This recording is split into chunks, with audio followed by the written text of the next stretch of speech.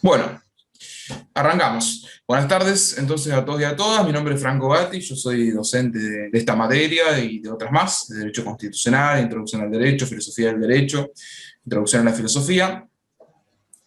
Y bueno, formo parte, por supuesto, del plantel docente de esta asignatura lectiva, así que bueno, les agradezco el interés en la materia y por supuesto que cuentan conmigo y estoy a disposición para lo que pueda serles útil.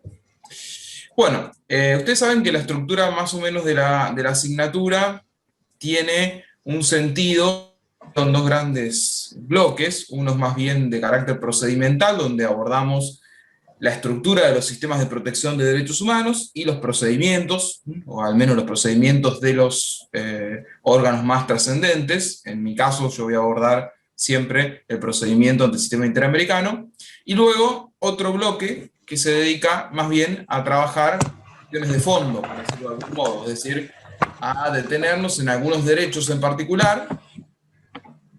Voy a silenciar algunos derechos en particular y a que ustedes puedan entonces tener una perspectiva del derecho internacional de los derechos humanos, de esos derechos o de algunos grupos en situación de vulnerabilidad. También vamos tratando de incluir temas de actualidad, así que esa es un poco la dinámica de la materia, que entiendo que Marcelo ya se las presentó. Por lo tanto, como ya hicieron una introducción general al sistema interamericano de protección de los derechos humanos, hoy conmigo vamos a recorrer juntos el acceso, ¿sí?, los requisitos de admisibilidad a la Comisión Interamericana, que es la puerta de ingreso al sistema interamericano, y si llegamos, vamos a presentar el procedimiento ante la Corte Interamericana. ¿Sí? Esto entre la clase de hoy y la clase del lunes.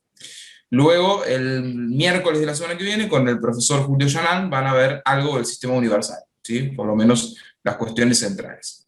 Por lo tanto, bueno, me pueden interrumpir todas las veces que sea necesario, a micrófono abierto y sin miedo.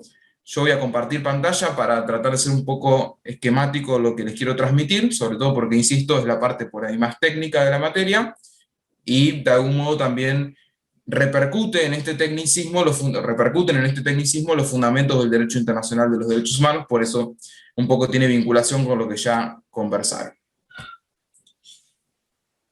Bueno, muy bien, vamos a arrancar. Yo voy a hacer un recorrido rápido por cuestiones que ustedes ya debieron haber discutido en las clases anteriores, pero no está de más, si quedó alguna duda, que me la consulte. Cuando hablamos del discurso de los derechos humanos, yo suelo señalar, ¿no?, que las pautas de justicia o la concepción de los derechos como tales no surgen de una vez y para siempre, sino que son producto precisamente de una narrativa que se va enriqueciendo a partir de los procesos históricos. Podemos decir que el derecho internacional de los derechos humanos, en esos términos, surge después de la Segunda Guerra Mundial. Insisto, esto no quiere decir que antes de la Segunda Guerra Mundial no hubiese existido nada en términos de protección de derechos.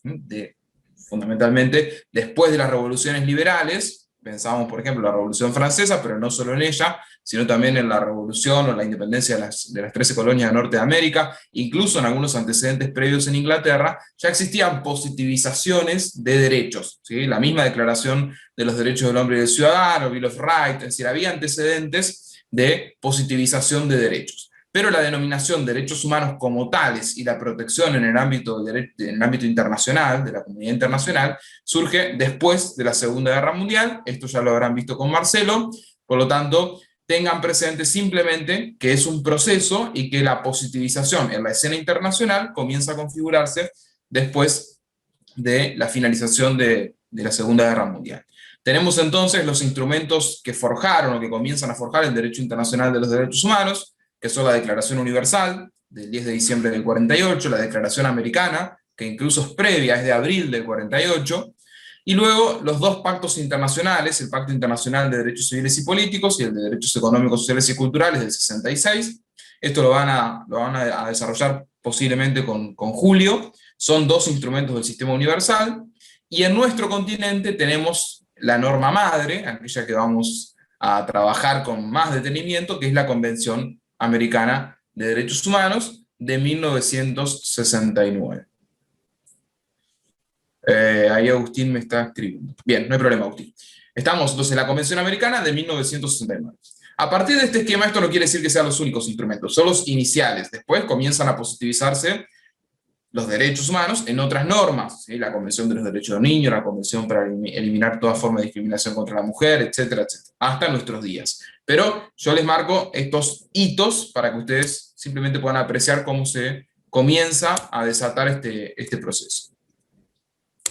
Bien, bueno, en esta construcción de la norma de derecho internacional, a mí me gusta siempre señalar que no es un proceso inocente, es decir, la configuración del derecho, ya sea el derecho nacional o el derecho internacional, está atravesado por relaciones de poder. Entonces, yo les marco con cierta insistencia que es después de la Segunda Guerra Mundial cuando las naciones o los estados comienzan a generar ciertos consensos. Bueno, tenemos que pensar que son fundamentalmente quienes triunfaron en la Segunda Guerra Mundial, aquellos que tienen más peso en las negociaciones. Es decir, no podemos creer inocentemente que el derecho internacional de los derechos humanos nace a partir de acuerdos o de consensos en condiciones de igualdad de todos los estados. Eso no es así. Si bien nos ha dado muy buenos frutos, también hay que decir que es parte de un discurso hegemónico en materia de protección de derechos humanos.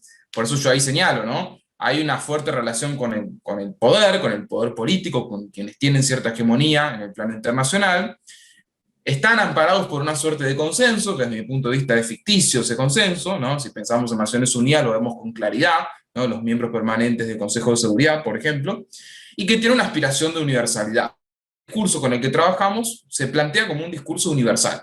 Sin embargo, desde mi punto de vista no lo es, pero bueno, esto forma parte ya de una discusión que damos más bien en filosofía del derecho, ¿sí? Así que quienes quieran inscribirse, los espero allí. Pero solamente les quería presentar esta idea para que no creamos que a pesar de cómo defendemos nosotros los sistemas de protección, porque yo lo hago y creo que son muy útiles, no se puede descuidar que forman parte de un contexto específico y que además integran un discurso hegemónico en materia de producción de sentido jurídico, ¿no? Bueno, tenemos el sistema universal, yo esto lo voy a pasar muy rápido, simplemente para que ustedes se encuadren el sistema interamericano en los sistemas de protección. El sistema universal es el sistema de Naciones Unidas, tiene estos instrumentos, insisto, lo van a profundizar con Julio, desde la Declaración Universal hasta los pactos internacionales, las convenciones en particular que protegen a grupos en situación de vulnerabilidad, y el sistema universal tiene como singularidad que no cuenta con un tribunal, ¿sí? Un tribunal específico en materia de derechos humanos, sino que existen comités orientados a monitorear la observancia de los instrumentos internacionales. Esto es importante, porque hace un poco salió una noticia, no sé si la habrán visto, cuando comenzó a circular la idea de que Zaffaroni iba a renunciar a la Corte Interamericana. Creo que Infobae y luego Rosario 3 y una serie de medios lo empezaron a replicar con un error gravísimo que decía Zaffaroni se retira de la Corte Interamericana y después hablaba de la Corte de la Haya, que estaba en Costa Rica, es decir, una mezcla terrible, no tenía nada que ver una cosa con la otra, primero porque las Cortes de la Haya son dos, una es la Corte Penal Internacional y la otra es la Corte Internacional de Justicia, que están en La Haya, en la ciudad de La Haya, pero que no son tribunales de derechos humanos, ¿sí? No son tribunales específicos de derechos humanos. Y por otro lado, en Costa Rica lo que está es la Corte Interamericana de Derechos Humanos, que ahí es donde efectivamente se desempeña Zaffaroni. Entonces, las Cortes de la Haya no son Cortes de Derechos Humanos, son tribunales, uno es un tribunal penal internacional y el otro es un tribunal de derecho internacional general. Bien, entonces el sistema universal, recuerden que tienen comités de monitoreo, de seguimiento de los instrumentos internacionales, y los comités producen recomendaciones, ¿sí? Informes o recomendaciones, algunas observaciones, pero no fallos. Vamos, no sentencias, no son órganos jurisdiccionales. Yo acá se los menciono, esto lo tienen a disposición, pero el fin de la clase no es este. Luego tenemos sistemas regionales. El sistema africano es uno de ellos, cuyo instrumento más importante es la Carta Africana de Derechos Humanos y Derechos de los Pueblos, y tiene una comisión africana y una corte africana. El sistema europeo, que ustedes lo deben conocer, en un momento existía la Comisión Europea de Derechos Humanos, luego por el Protocolo 11 fue suprimida, y hoy por hoy solo existe un tribunal, que es el Tribunal Europeo de Derechos Humanos, que tiene sede en Estrasburgo, y bueno, tiene una función, o sea, de alguna manera monopoliza las funciones del sistema, es el único órgano, pero tiene una estructura magnífica en relación con la Corte Interamericana, porque el número de magistrados, la estructura misma, hay una gran sala, hay distintas formas de organización de los jueces, por lo tanto no tiene nada que ver en cuanto a su funcionamiento de organización con el sistema interamericano. Y llegamos a lo que nos vamos a ocupar hoy, que es el Sistema Interamericano de Protección de Derechos Humanos. Hay algunos antecedentes históricos, yo los señalo ahí rápidamente para que ustedes vean que esta intención o este espíritu regional de protección de los derechos humanos no nace de un día para otro, es decir, no brota de las rocas después de la Segunda Guerra Mundial, sino que es parte de una dinámica que comienza a gestarse incluso, fíjense, ¿no?, a comienzos del siglo XIX, en un congreso en Panamá, con Simón Bolívar. Luego hay una serie de declaraciones y de conferencias donde ya los estados de la OEA intentan, perdón, me desconcentra cuando tengo que admitir algo, intentan poner de manifiesto su intención de proteger algunos derechos, ¿no?, los derechos de las mujeres, en general la libertad de expresión, la asociación. Comienza poco a poco a sembrarse el germen o la semilla de la protección de los derechos. Concretamente entonces, en el 48 se aprueba la Declaración Americana de los Derechos y Deberes del Hombre, que es el primer instrumento. En el 59 se crea la Comisión Interamericana, y luego, en el 69, como les avisé recién, se aprueba la Convención Americana, que entra en vigor en el 78. Ustedes saben que en todos los instrumentos internacionales, por mandato, incluso así lo dispone la Convención de Viena sobre el Derecho de los Tratados, se requiere en general un mínimo de ratificaciones, lo dispone el propio instrumento para que entre en vigor. Bueno, cuando se cumplieron esas pautas, en el 78 entró en vigor la Convención Americana, y recién, hacia fines de la década del 70, en el 79, se eligen los juristas que integraría la primera Corte Interamericana, que comienza a emitir sus sentencias en la década del 80. Entonces fíjense que hay un plazo importante en el que solo funcionó la Comisión Interamericana. Sobre todo es el periodo de las dictaduras, ¿sí?, de las dictaduras en Latinoamérica, y ahí la Comisión Interamericana tuvo un rol muy importante. Entiendo que esto lo vieron con Marcelo, las visitas ir loco y demás, así que no voy a profundizar demasiado. Sí me interesa insistir en que la Comisión Interamericana, entonces, es un órgano de la OEA. Es un órgano de la OEA, de la Organización de los Estados Americanos, así está incluido incluso en su estatuto. Tiene la sede en Washington y tiene competencias sobre todos los estados miembros de la OEA. Hay una distinción central en nuestra materia, que es la diferencia entre estados miembros y estados parte. Cuando hablamos de estados miembros, ustedes lo van a deducir muy fácil, son los que pertenecen, ¿sí?, a la OEA, a la Organización de los Estados Americanos, los que tienen membresía a la OEA. En cambio, los estados parte son aquellos que suscribieron, en nuestro caso nos referimos a estados partes como aquellos que suscribieron la Convención Americana sobre Derechos Humanos. ¿Se entiende? ¿Por qué esta diferencia es importante? Bueno, es importante porque nos va a permitir escindir las competencias de la Comisión Interamericana y las competencias de la Corte Interamericana y los alcances de las funciones de estos órganos. Entonces, de base, tienen que recordar que los Estados miembros son todos aquellos que integran la OEA, y la Comisión Interamericana tiene competencias sobre los Estados miembros, porque es un órgano de la OEA. ¿Qué funciones cumple la Comisión Interamericana? Bueno, inicialmente, como ustedes pudieron advertir recién, hay un micrófono abierto, les pido por favor, así no tengo que silenciar yo. La Comisión Interamericana, les decía, inicialmente cumplió un rol más bien vinculado al fortalecimiento de la protección de los derechos humanos, es decir, un rol institucional importante, y poco a poco se fue capitalizando el trabajo de la Comisión Interamericana en torno a la recepción de denuncias de violaciones de derechos humanos, incluso antes de que se apruebe la Convención Americana.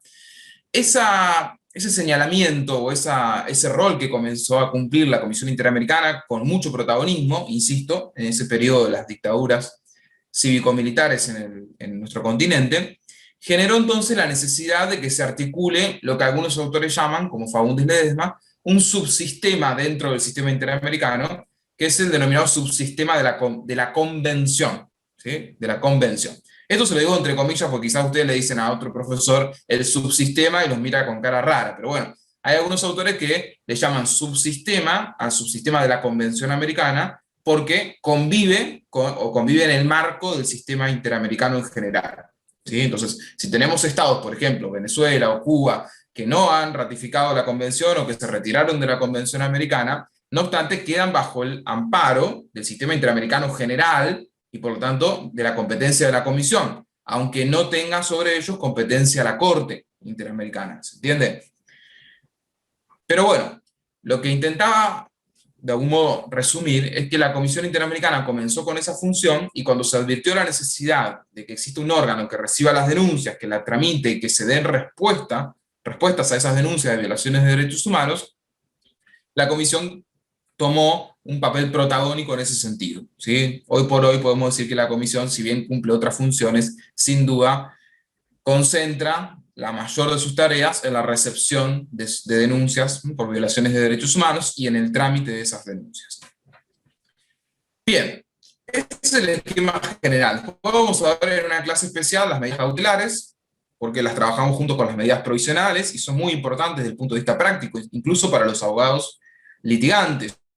Pasado presentamos una medida cautelar por un caso concreto de una familia que estaba embarazada en el exterior, y la Comisión Interamericana tomó cartas en el asunto, intervino, requirió informes al Estado, es decir, es algo que funciona y que da respuestas medianamente eficientes. Por lo tanto, vamos a dedicar una clase especial al sistema de medidas cautelares. Hoy nos vamos a dedicar, como ustedes ya vieron, los roles institucionales de la Comisión Interamericana, el papel que cumple en materia de derechos humanos en términos generales o de fortalecimiento de la política de derechos humanos. Hoy nos vamos a dedicar puntualmente al sistema de peticiones y denuncias. Pero antes les presento, junto con la Comisión, al otro órgano del sistema interamericano, que es la Corte. ¿Sí? Se los presento para que ustedes tengan el mapa general. Entonces, dentro del sistema interamericano tenemos a la Comisión y a la Corte, que es un órgano jurisdiccional.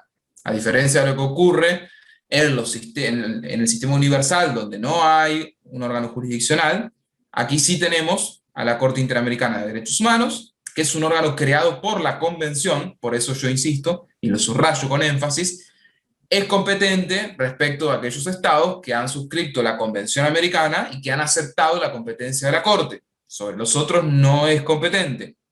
¿Estamos? Bien, es un órgano creado por la Convención. No está en el estatuto de la OEA ni en ningún otro instrumento, sino en la Convención Americana, en el también conocido Pacto de San José de Costa Rica. Tiene sede en San José de Costa Rica y está compuesta por 7 jueces. De hecho, en estos momentos la Corte está sesionando en un caso muy importante contra El Salvador. Bueno, ¿cuáles son las competencias de la Corte? Las vamos a profundizar luego, pero se las presento. La Corte tiene una competencia contenciosa, que, como ustedes intuirán, se refiere a los supuestos donde hay un litigio en el cual uno de los estados parte de la convención es demandado por presuntas violaciones de derechos humanos. Una competencia consultiva, que cada vez es más trascendente en términos de los contenidos de las opiniones consultivas, que permite entonces a los estados e incluso a algunos órganos de la OEA requerirle a la Corte que se expida sobre la interpretación de alguna norma de la Convención o sobre la posible compatibilidad o incompatibilidad de una norma de derecho interno con la Convención. Y después tiene una competencia referida a medidas provisionales, que como les advertí recién, las vamos a desarrollar luego, pero tiene una naturaleza similar a las cautelares, con algunas diferencias en cuanto a la procedencia, el órgano que las adopta, etc. Y luego tiene una competencia vinculada a la supervisión de sentencias. Una vez que la Corte Interamericana emite una sentencia, no finaliza allí su intervención, sino que además tiene un equipo específico para supervisar que se cumpla la agenda reparatoria de la sentencia. ¿Sí? Cuando la Corte ordena pagar una indemnización, o modificar una legislación, o construir un determinado edificio, o realizar algún tipo de reparación simbólica, lo controla luego que se cumpla. No tiene poder coercitivo, pero sí, para cerrar el caso, controla o supervisa el cumplimiento. Bien, dicho esto entonces, estamos claros en cómo se conforma el sistema interamericano. La Comisión Interamericana, órgano de la OEA, la Corte Interamericana, órgano creado por la Convención, la Comisión, competencia sobre todos los Estados miembros, la Corte, competencia sobre los Estados parte, que suscribieron la Convención y que además ratificaron la competencia de la Corte. Son 2 actos jurídicos distintos, lo aclaro desde ya. Una cosa es firmar la Convención y otra cosa es aceptar la competencia de la Corte. Yo puedo firmar la Convención, pero no someterme a la jurisdicción de la Corte. ¿Sí? Son 2 actos distintos. A diferencia de lo que sucede con la Comisión Interamericana. Cuando yo firmé la Convención, ya quedé bajo la órbita de la Comisión. De la Corte, no. Esto la propia Corte Interamericana lo trabajó. Profesor, ¿esto no es lo que hizo Estados Unidos? No, en ¿No? ¿Este relación no es el con... caso de no someterse a la Corte? No, porque Estados Unidos no firmó la convención Ah, este es directamente. el que no firmó, es verdad, tenés razón, es el único que... Sí, No, lo que sucede, esto que yo les señalé es relevante, sobre todo en cuestiones temporales. ¿Por qué? Porque los estados pueden firmar un momento y luego aceptar la competencia de la Corte en otro. Y en ese periodo, la Corte no puede intervenir sobre los hechos que ocurrieron ahí. ¿Me explico? Ese es el punto sí, sí, al que sí, me sí, refiero como crítico. claro. En un caso en el que a mí me tocó participar cuando estuve en la Corte, que es el caso BRP, contra BRP y otros contra Nicaragua, se planteó esto, ¿sí? El Estado de Nicaragua planteó una excepción diciendo que la Corte no era competente, alegando alguna cuestión vinculada a ese acto diferencial o esa manifestación de voluntad diferencial que es la de aceptar la competencia de la Corte. Son dos actos jurídicos. En general, los estados lo hacen juntos, en simultáneo, ¿no? Como el Estado argentino. Ratifico la convención y acepto la competencia de la Corte. Pero puede que no. Entonces ya se los advierto desde ahora. Bueno, vamos a la Comisión Interamericana, que es lo que nos convoca. Yo les señalé previamente que hoy por hoy la función más importante o la más renombrada de la Comisión Interamericana es su intervención en el sistema de peticiones individuales, sin perjuicio de que tiene otras tareas, que yo las menciono ahí, el monitoreo de la situación de derechos humanos, atender a ciertas líneas prioritarias en materia de protección. Por eso ustedes podrán identificar, si ingresan a la página web de la Comisión, que hay relatorías dentro de la Comisión Interamericana que trabajan líneas prioritarias. No sé, por ejemplo, ahora es muy importante la relatoría de derechos económicos, sociales, culturales y ambientales, o la relatoría de migrantes, o la relatoría de niñez y adolescencia, etcétera, etcétera. Es decir, hay relatorías dentro de la propia comisión que trabajan líneas prioritarias. ¿Las trabajan cómo? Bueno, verificando si se cumplen los estándares, realizando informes, produciendo en ese sentido información relevante. Dicho esto, vamos a lo procesal, que es lo que a mí me gusta, y vamos a trabajar entonces con el sistema de peticiones y comunicaciones ante la Comisión Interamericana. Para esto, les aconsejo la convención, sin duda, es decir, estudiar bien el texto de la convención. Por lo tanto, vamos a ir viendo algunos artículos, si los tienen a mano mejor, y si no, después los leen. Hay un texto que a mí me gusta mucho, que es de Faúndez Ledesma, pero es un libro así, que está muy bien explicado todo este procedimiento, pero también hay algún apunte, por ejemplo, de Marcelo Truco, que escribió y es un buen resumen, donde ustedes los pueden ver. No obstante, en este PowerPoint yo les pongo bastante información que quizás les ayude. Vamos a empezar, en primer lugar, distinguiendo peticiones y comunicaciones. ¿Por qué? Porque los propios artículos de la Convención Americana dicen que la Comisión Interamericana es competente para recibir peticiones y comunicaciones. Y muchas veces lo pasamos por alto y no distinguimos. Las peticiones son las denuncias que conocemos todos, es decir, en general las que engloban el mayor trabajo de la Comisión. Son denuncias presentadas por personas, grupos de personas, organizaciones no gubernamentales, o, bueno, organizaciones no gubernamentales, lo aclaro, tienen que estar legalmente reconocidas en alguno de los Estados miembros, ¿sí? Eso lo vamos a ver después. Son este tipo de denuncias, las presentadas por presuntas violaciones de derechos humanos, por personas, grupos de personas, organizaciones no gubernamentales y dirigidas a un Estado, por supuesto. Luego tenemos otro tipo de denuncias que son las comunicaciones. Las comunicaciones son las que enfrentan a un Estado contra otro Estado, ¿sí? Es decir, se trata de acciones, para decirlo de algún modo, mediante las que un Estado alega que otro Estado ha incurrido en violaciones a la Convención. Esto ha ocurrido en muy pocos casos. Yo en algún momento lo investigué, también en la Corte, y creo que había 3 o 4, eran muy pocas, ¿sí? Entonces, es Estado contra Estado, ¿se entiende? Entonces, la mayoría, por no decir el 99,9%, son peticiones las que recibe la Comisión Interamericana. Pero no quiero dejar de aclararlo porque ustedes van a leer en la convención peticiones y comunicaciones y está bueno que sepan la diferencia. Vamos entonces a referirnos a las peticiones, que es lo más frecuente. Cualquiera de nosotros entonces, cualquier persona individualmente considerada, cualquier grupo de personas, incluso una organización no gubernamental, puede presentar una petición porque entiende que un Estado ha violado el contenido de la Convención Americana. Lo primero que yo siempre distingo es la recepción de la denuncia de la admisibilidad de la denuncia. Son dos actos diferentes. Una cosa es que la comisión reciba la denuncia, que le dé trámite, y otra cosa es que la declare admisible. Entonces, si alguno ha cursado procesal, ya lo sabe. ¿Sí? ¿Por qué? Porque la admisibilidad supone un procedimiento, se sustancia la admisibilidad.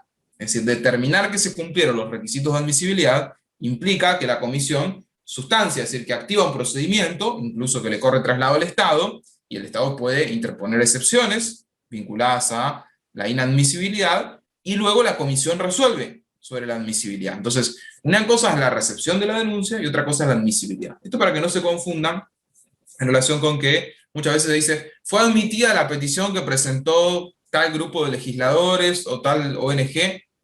En general no es que fue admitida, fue solamente recibida. La admisibilidad, creo que hay ahí una estadística, puede demorar hasta 10 años. ¿Sí? Es una locura esto, pero suele pasar de que tardan hasta 5, 6, 7 años la admisibilidad solamente. Así que imagínense lo que tarda un caso. Entonces, es muy difícil que un grupo de diputados, una ONG o cualquier persona de la sociedad civil presente una denuncia y mañana sea admitida. Sucede. Es recibida. Bien, entonces, en ese examen, lo que hace la Comisión Interamericana, como hace cualquier juez, es un control prima facie de que evidentemente se trate de una petición, ¿sí? Pero no entra a juzgar la admisibilidad en esa recepción. Es decir, que no es que le mandaron una carta felicitándola, se trata de una petición que es competente la comisión en términos generales y luego analiza la admisibilidad. De la admisibilidad resulta un informe que se llama informe de admisibilidad. Cuando ustedes ingresan a la página web de la comisión, van a encontrar que hay una pestaña que dice informes de admisibilidad. Y ahí pueden encontrar todas aquellas peticiones que fueron admisibles, declaradas admisibles, y aquellas que fueron inadmitidas, y por lo tanto archivadas. ¿Está? Pero es el primer informe. ¿Qué se tiene que presentar cuando uno intenta articular una petición ante la Comisión Interamericana? Va de suyo, lo aclaro por las dudas, ¿sí? No se puede ir directo a la Corte, ¿no? Por eso estamos empezando por acá, ¿sí? Siempre se pasa por la Comisión Interamericana, ¿está? Lo aclaro por las dudas porque si no, para no generar confusión. La puerta de ingreso al sistema interamericano es la Comisión, ¿estamos? No hay otra posibilidad. Bueno, al menos para las personas, grupos de personas y ONG, para los estados sí. Bueno, entonces, ¿qué se tiene que incluir en la petición? Lo primero es identificar al peticionario para verificar que efectivamente se trate de una persona, de un grupo de personas, de una ONG, y evitar denuncias anónimas. Esto no quiere decir que uno no pueda requerir que preserve su identidad, es decir, sobre todo en contextos de persecución o de violaciones masivas de derechos humanos, se puede presentar la petición y requerirle a la comisión que preserve la identidad del peticionante para evitar una represalia. Esto nos parece extraño en el contexto que vivimos hoy, pero es frecuente en algunos países. Luego hay que identificar a la presunta víctima. Este es un gran tema, un tema apasionante, porque no es fácil a veces identificar a la presunta víctima. Ustedes dirán, bueno, es una persona que está desaparecida, o es una persona que está privada de la libertad, o es una mujer que sufre violencia de género. Es muy simple identificarla, sí. Pero ¿qué pasa cuando se trata de grupos de personas? ¿Sí? Una comunidad indígena o un grupo que no tiene una personería jurídica.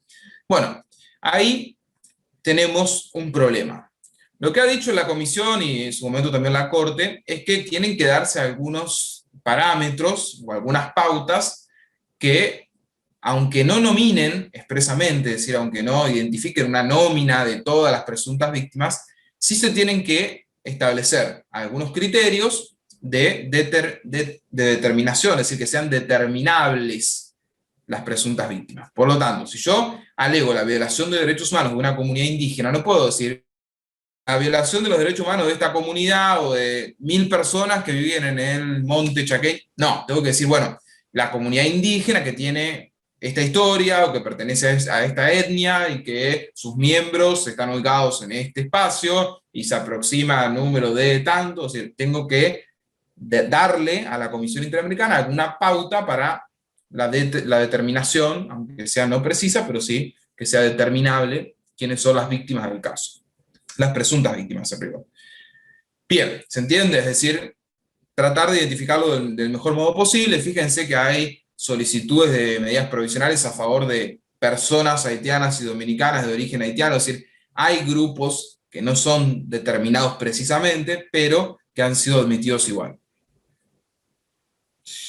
Y sobre esto, bueno, también se puede requerir la preservación de la identidad de las presuntas víctimas, si corre riesgo por alguna razón su salud o su integridad física. Y el otro punto interesante para discutir cuando hablamos de la identificación de las presuntas víctimas es qué sucede si todavía no hay víctima. ¿Sí? Este es un debate interesante. ¿Qué sucede si un Estado violó la convención pero todavía no hay víctima? ¿Qué opinan ustedes? ¿Se podrá presentar una petición interamericana? Es decir, ¿podría haber violación y responsabilidad internacional sin víctima? Podría ser en principio, creo, una medida preventiva, pero me suena a caso abstracto si no hay una víctima. ¿Cómo sería eso, Francisco? ¿Cómo sería? ¿Qué ejemplo se te ocurre? ¿De qué? ¿De medida cautelar o de caso abstracto? No, de un supuesto donde no haya víctima, pero que pueda haber responsabilidad internacional, por ejemplo.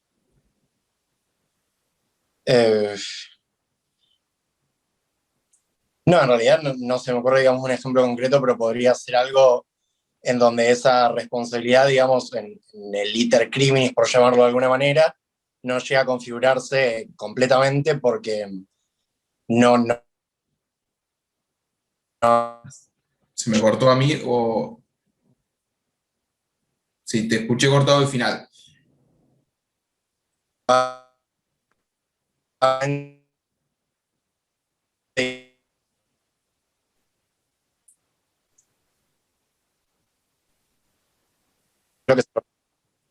Perdón, ¿se me escucha?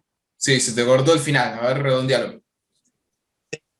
No, decía que, digamos, ubicando, digamos, en un iter criminis que comiencen los actos ejecutivos, pero que en realidad al no haber víctima, por eso digo que me suena como un caso abstracto. Bueno. Sin embargo, no sé realmente qué es lo que se sanciona, si la violación, digamos, en abstracto, o necesariamente tiene que haber una víctima. Bueno, es interesante lo que planteas. Hay algunos casos en los que se pone en tela de juicio lo siguiente. ¿Qué sucede si un Estado, por ejemplo, más allá del caso que planteas vos, que es interesante porque podría efectivamente haber actos preparatorios, por decirlo de algún modo, de violación de derechos humanos, pero no la consumación? Pero bueno, un acto preparatorio, para analizarlo en términos penales, ¿no? Que no es estrictamente así comparable, pero bueno, vamos a usar ese lenguaje, pero podría ser que un Estado dicte una legislación manifiestamente inconvencional, sí, manifiestamente inconvencional, y que todavía no se haya aplicado. Es decir, todavía no haya habido una víctima de esa legislación. ¿Sí? ¿Podría el Estado ser demandado ante la Comisión y eventualmente ante la Corte y sancionado? ¿Qué piensan? Tomando ese ejemplo, ¿no?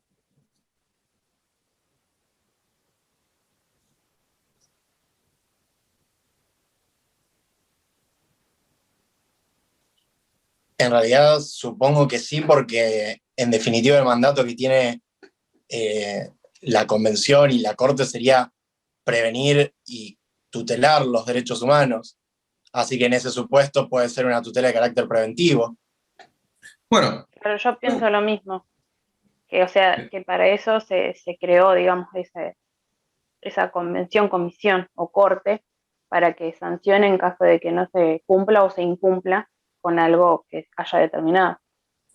Bueno, es un tema para mí apasionante, ¿no? Pero, porque si uno piensa en la responsabilidad internacional, así como la responsabilidad civil, por eso hay que saber teoría general, yo le digo a mis alumnos de primer año, hay que saber teoría general, si uno piensa en la idea de responsabilidad, ¿cómo se articula? Bueno, tiene que haber en principio, tiene que haber una conducta antijurídica, así tiene que haber una violación de algún tipo de obligación dispuesta por el ordenamiento jurídico, y después, en general, esto va de la mano con la idea de un daño, ¿sí? Tiene que haber un daño.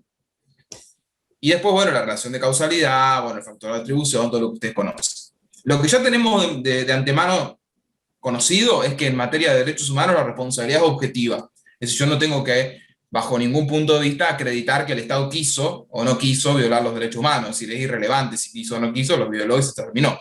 La responsabilidad objetiva, por tanto, el factor de atribución podríamos darlo por, ¿sí?, satisfecho.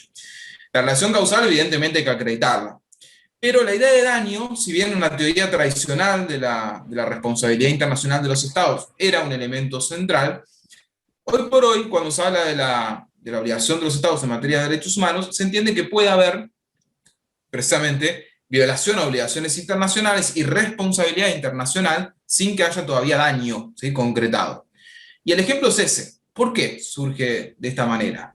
Si los Estados se obligan, conforme al artículo 1 de la Convención Americana, a respetar y garantizar los derechos humanos, y conforme al artículo 2 de la Convención Americana, a adecuar el derecho interno, esto quiere decir medidas legislativas, administrativas o de otro carácter, a los estándares convencionales, se entiende que una inadecuación, es decir, una inconvencionalidad manifiesta a partir del dictado de una ley o de cualquier otra manifestación del Estado, sería una violación de la Convención, o sea, habría un incumplimiento de la Convención, por lo tanto, engendraría responsabilidad internacional. ¿Sí?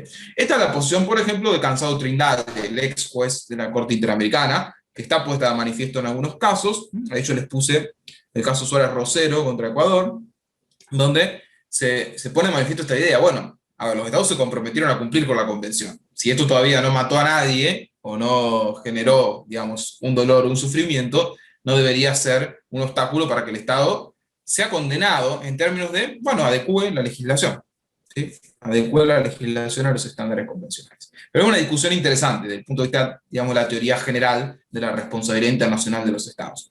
De hecho, en ese mismo sentido, también hay muchas discusiones en torno a la responsabilidad de los Estados por los actos de los particulares.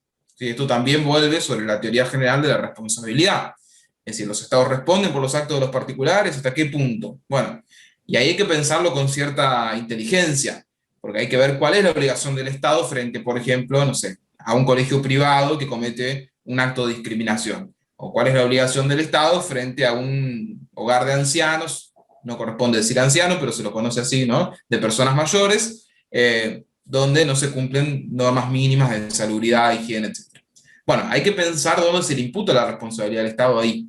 En general, esto se resuelve bajo los deberes o las obligaciones de seguridad o de fiscalización que tienen los Estados. Es decir, bueno, el Estado es responsable de fiscalizar que ese instituto privado cumpla con determinadas normas. Y ahí se articula la responsabilidad. Lo mismo pasa en el tema de las empresas, que a mí personalmente me interesa mucho. Es decir, cuál es la responsabilidad de las empresas frente a estas obligaciones internacionales en materia de derechos humanos, y cuál es la responsabilidad de los Estados, sobre todo en un contexto donde las empresas muchas veces tienen más poder que los Estados, y esto lo sabemos todos, ¿no? Estoy viendo el chat a ver si se me pierde algo. Le hago una pregunta que me surgió recién escuchando Sí. un poco lo que usted dice. Poniéndose en la posición de un Estado para defenderse ante una acusación frente a alguien que sostenga esta postura. ¿Podría un Estado alegar, por ejemplo, que frente a esa división de poderes que implica un Estado republicano, el Poder Judicial tiene la posibilidad de declarar la inconstitucionalidad de la norma, por ejemplo, dictada, inconvencional cuando hace ese control de convencionalidad, y que ese sería el límite que frena al Estado, digamos, a que la consecuencia se produzca? A lo que me refiero es, para ser más claro, Poder Legislativo dicta una norma que es inconvencional, pero el concepto de Estado implica que también tenés un contrapoder que va a controlar el límite o el alcance del dictado de esa norma, la aplicación o no. Sí, es buena la pregunta.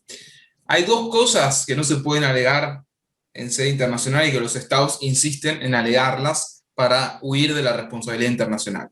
Lo dice la propia Convención. Una es, no se puede alegar la forma republicana de gobierno. Y la otra es, no se puede alegar el sistema federal.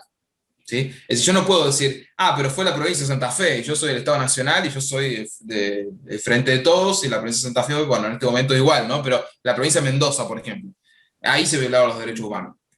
No puedo, lo dice la Convención, porque el Estado es uno, es decir, el principio de unicidad de la persona jurídica del Estado. Y lo mismo con la división de poderes. Lo que no deja de ser inteligente la pregunta, porque, ¿qué pasa? A veces los Estados, para respetar esa división de poderes, no pueden inmiscuirse. O sea, ya sabemos todos que por el artículo 99 de la Constitución, el que representa al Estado ante la comunidad internacional es el Poder Ejecutivo. y que tiene que articular toda la política, ¿no?, internacional en materia de derechos humanos. Entonces, el Poder Ejecutivo a veces está atado de pies y de manos, es decir, bueno, yo no puedo pedirle a la Corte que falle, o no puedo pedirle al Parlamento que no haga estos mamarrachos. No lo puedo hacer.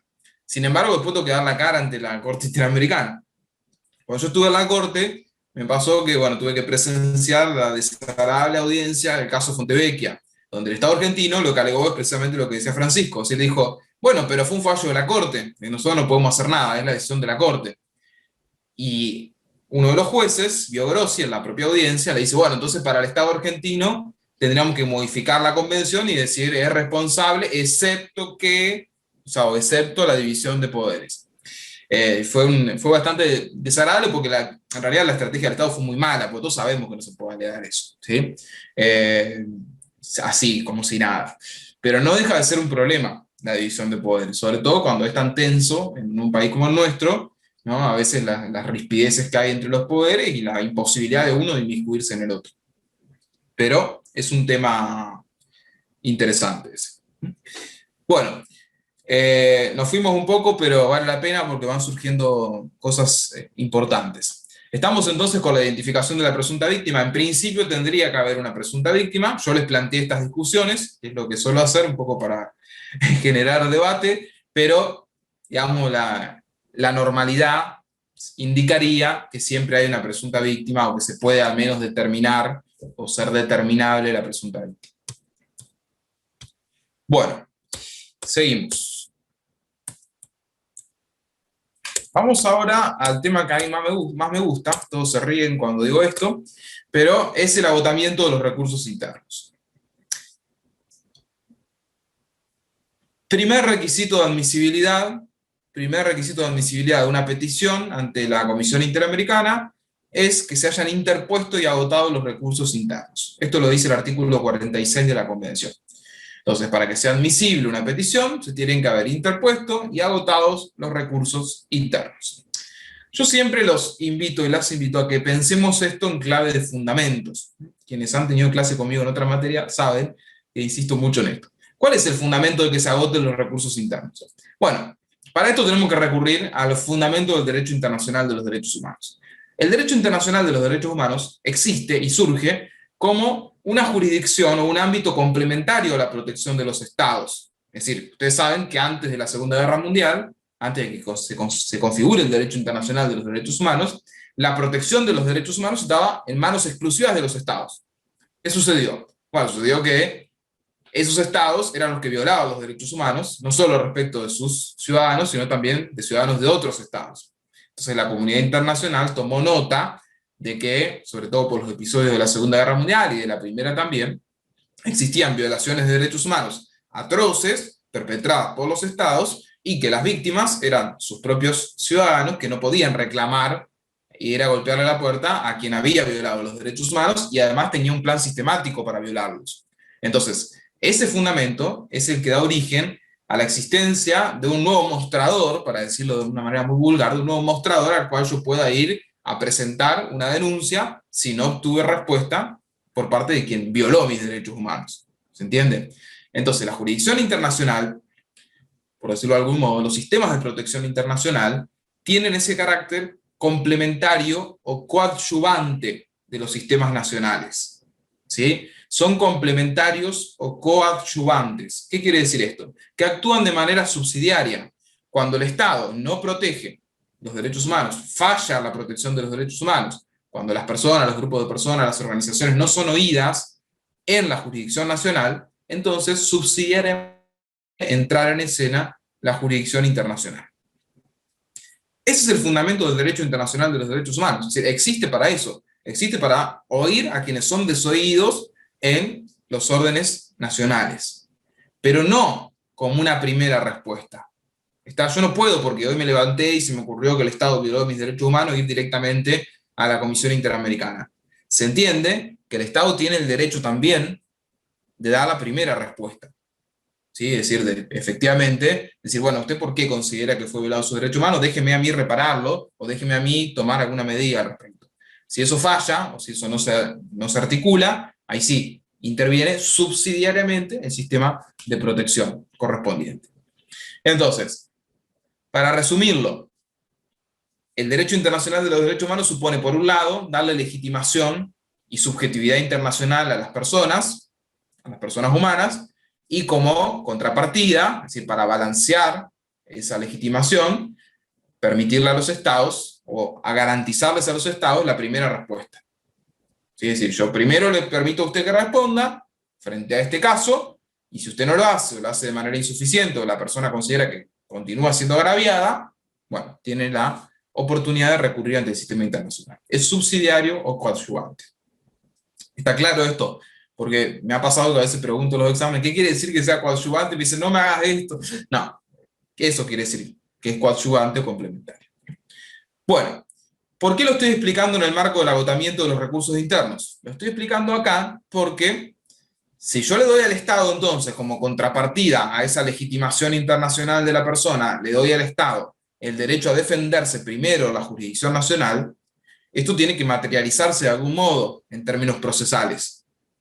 Y se materializa mediante un requisito que está presente en todos los sistemas de protección, que es el de agotar los recursos internos. ¿Se entiende por qué hice toda esta historia?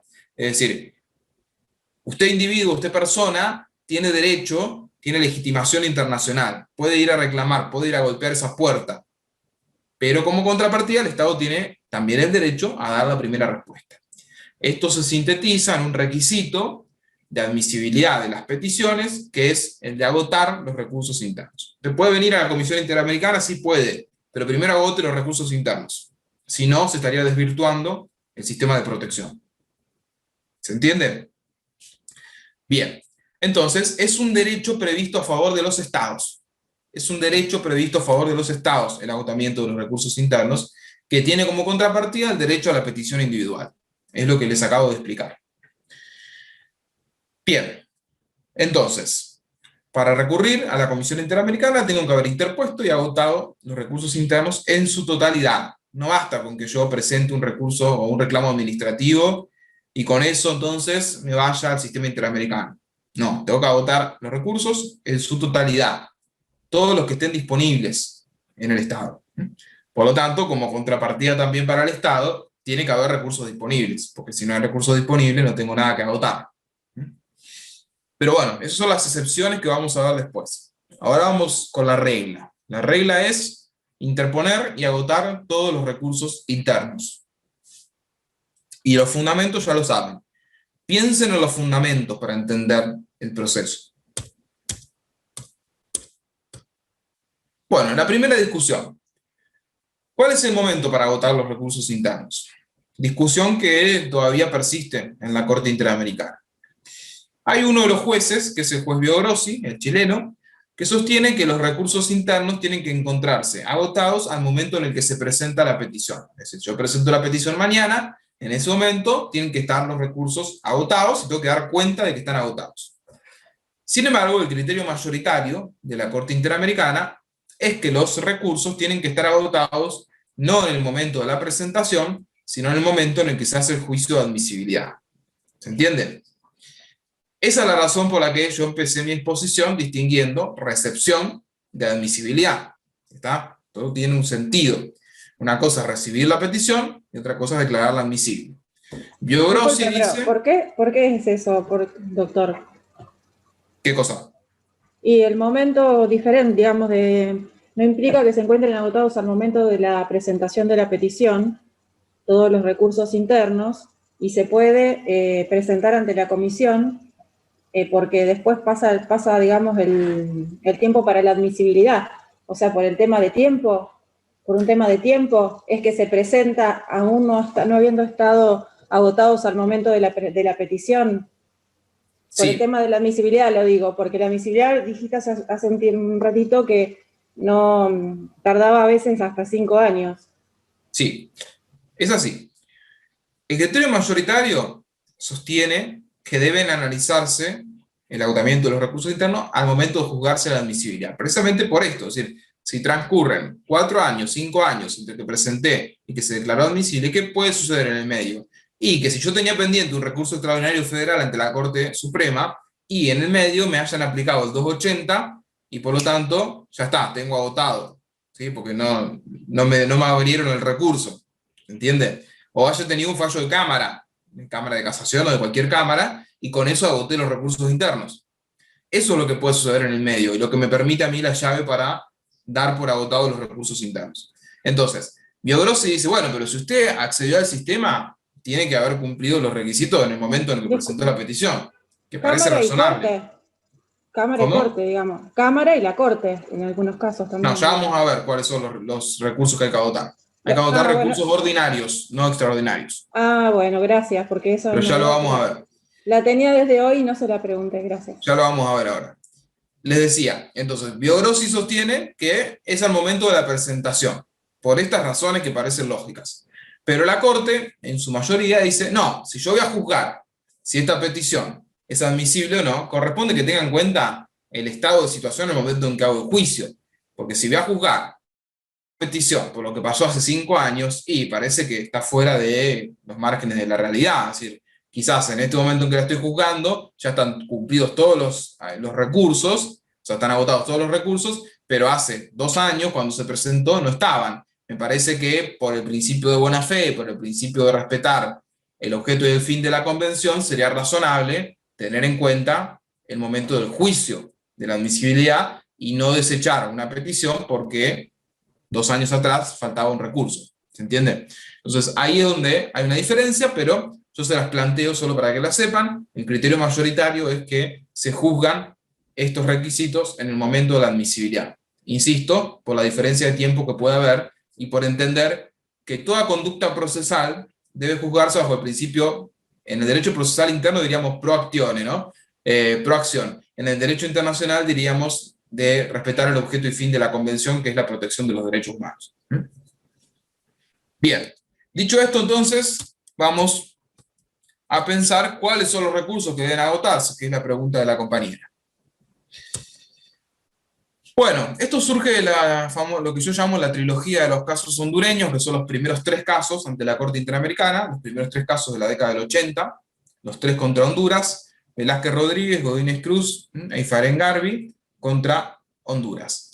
En esos 3 casos, la Corte Interamericana, como eran las 3 primeras oportunidades en las que se expidió, dejó en claro qué significa un recurso, ¿está? Porque precisamente fue la primera oportunidad que tuvo para un poco echar luz sobre esta cuestión. Lo primero que dijo es que los recursos que se tienen que agotar son recursos efectivos. Si no es suficiente que exista formalmente el recurso.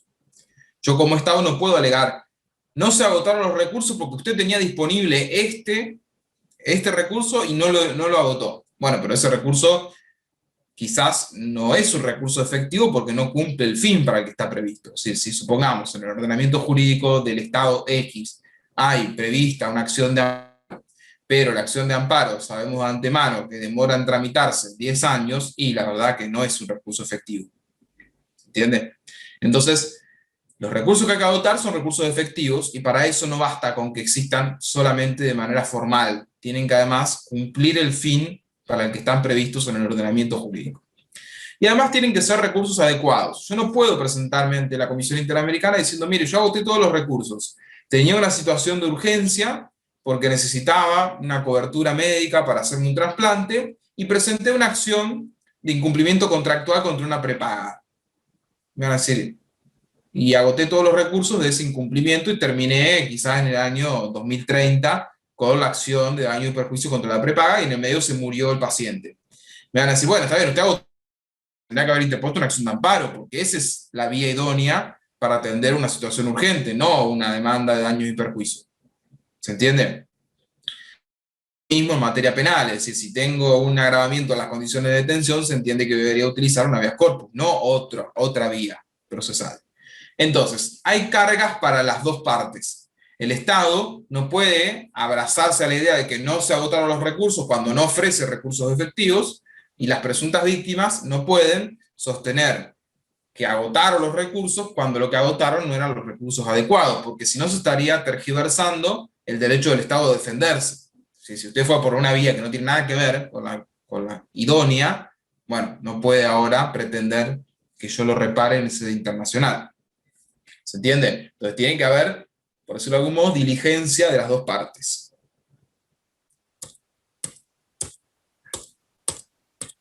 Bueno, simplemente para dejarlo bien claro, recursos adecuados, conforme a la jurisprudencia de la Corte, Godínez Cruz, significa que la función de esos recursos dentro del sistema sea idónea para proteger la situación jurídica, lo que les dije recién. ¿Sí?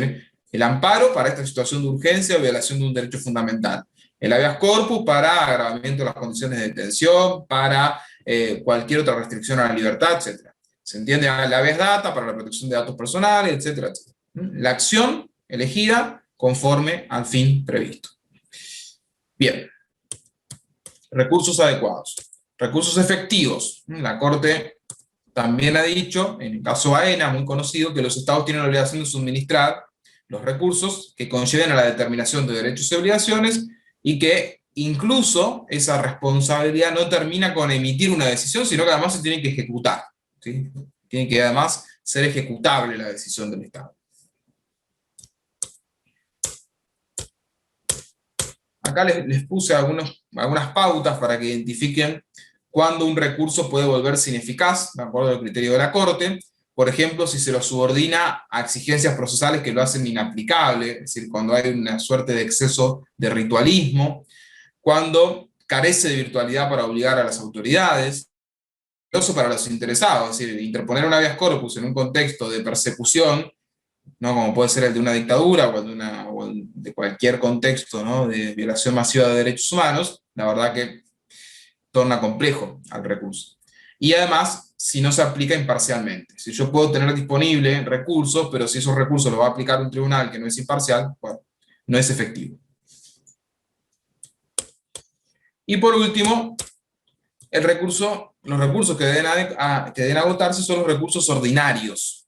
Esto va apuntado directamente a lo que preguntaba la compañera. Es decir, no hay una exigencia del sistema interamericano de que se agoten recursos extraordinarios. ¿Y esto por qué será? ¿Qué piensan antes de leer eso? ¿Por qué será que tienen que agotarse recursos ordinarios y no los extraordinarios? ¿Qué le parece? Ya que deben conocer algo de recursos. No sé, por ahí tiene que ver con el tiempo, pero la verdad que no. Porque el tiempo también es parte de la justicia, digamos. O sea, el tiempo que lleva y en relación a la lesión del derecho que se pueda estar produciendo y la gravedad, también puede llegar a ser, pero no sé, digamos, pienso eso. O pueden ser, seguramente debe ser otra cosa, pero bueno, es algo que se me ocurre en el momento. ¿Alguien más? Puede ser por el alcance que tiene en la revisión el recurso extraordinario entre hechos y derechos. A ver, Francisco, un poquito más. En principio, recursos ordinarios, podés revisar hechos, o sea, tanto hechos como derechos, mientras que en un recurso extraordinario te vas a limitar a mantener por cierto los hechos y vas a revisar la aplicación del derecho. Sí, sin duda, muy bien. Es más acotado, cuando ya llega, digamos, a esa instancia es acotado. Exacto. Es lo que se reclama nada más, no para todo. Va por ahí porque, claro, es decir, la idea de lo extraordinario supone que el alcance del recurso es mucho más restringido en cuanto a lo que efectivamente se puede revisar, y por lo tanto el tribunal no puede expedirse, como decía Francisco, sobre la prueba, por ejemplo. Es un punto muy controvertido, ¿no? Porque a veces hay medios de prueba que generan discusión y no se pueden revisar, es decir, porque en definitiva los medios de prueba lo que acreditan son los hechos, ¿no? O al menos son el conjunto de elementos de juicios probados por medios de prueba, ¿no? Que intentan determinar si un hecho es verdad o no es verdad. Bueno, esas limitaciones de los recursos extraordinarios, además de que están sometidos a exigencias, en muchos casos, muy importantes en cuanto a, por ahí, lo que hay que pagar, ¿sí? El depósito que hay que hacer para interponer el recurso, los plazos, el nivel de fundamentación que requieren, y ni hablar de la Argentina, donde para interponer un recurso extraordinario federal ante la Corte Suprema uno está a merced de que apliquen el famoso 280 del Código Procesal Civil y Comercial de la Nación, y que por tanto, sin fundamentarlo, sea rechazado el recurso. ¿Sí? Esto ha sido señalado por la Corte en algunos casos, ¿no? Precisamente subrayando que ahí el Estado argentino está en incumplimiento claro del famoso derecho al recurso del artículo 8.2h de la Convención. Pero bueno, el fallo célebre que ustedes deben conocer es el caso Herrera Ulloa contra Costa Rica, muy conocido, sobre todo en materia procesal penal, lo suelen dar. Casal y Herrera Ulloa se dan siempre, no porque Casal sea de la Corte Interamericana, pero van de la mano. Herrera Ulloa, lo que surge de Herrera Ulloa es que Costa Rica allí alegó que no se habían agotado una serie de recursos que detalló, por ejemplo, el de inconstitucionalidad, el de revisión, bueno, habló incluso del habeas corpus, y la Corte lo que señaló es que, por ejemplo, la acción de inconstitucionalidad era de carácter extraordinario, tenía por objeto el cuestionamiento de una norma y no la revisión de un fallo, que es lo que acaba de decir Francisco, por lo que no podía ser considerado como un recurso interno que debiera ser agotado. Es decir, recurrir, es decir, los recursos son medios de impugnación, ustedes lo saben, y recurrir supone entonces, o hace, a la garantía del derecho a acceder a la jurisdicción, a acceder a la justicia, e implica, va de suyo con este derecho, que uno tenga la oportunidad de que un juez distinto a que lo juzgó en la primera instancia o en la instancia correspondiente, revise toda esa decisión. Si se va a acotar solo a revisar cuestiones puntuales de inconstitucionalidad, yo no le puedo pedir a una presunta víctima de violación de derechos humanos que tenga que agotar ese recurso. Porque quizás ya con el fallo de la Cámara, donde sí se revisan hechos y derechos, o al menos con algunas limitaciones, pero se revisan, ya es suficiente para entender que el Estado pudo ahí, de algún modo, dar la respuesta que tenía que dar. ¿Sí? Porque es cierto esto, es decir, el Estado no podría responder ante la comunidad internacional por el fallo de un juez. Ahora, por el fallo de un juez de primera instancia revisado, sí, porque ya dos fallos que de alguna manera ratifican la violación de derechos humanos, suponen que el Estado pudo revisar esa decisión. ¿Sí? El Estado me refiero a jueces distintos a los que emitieron la primera. ¿Se entiende?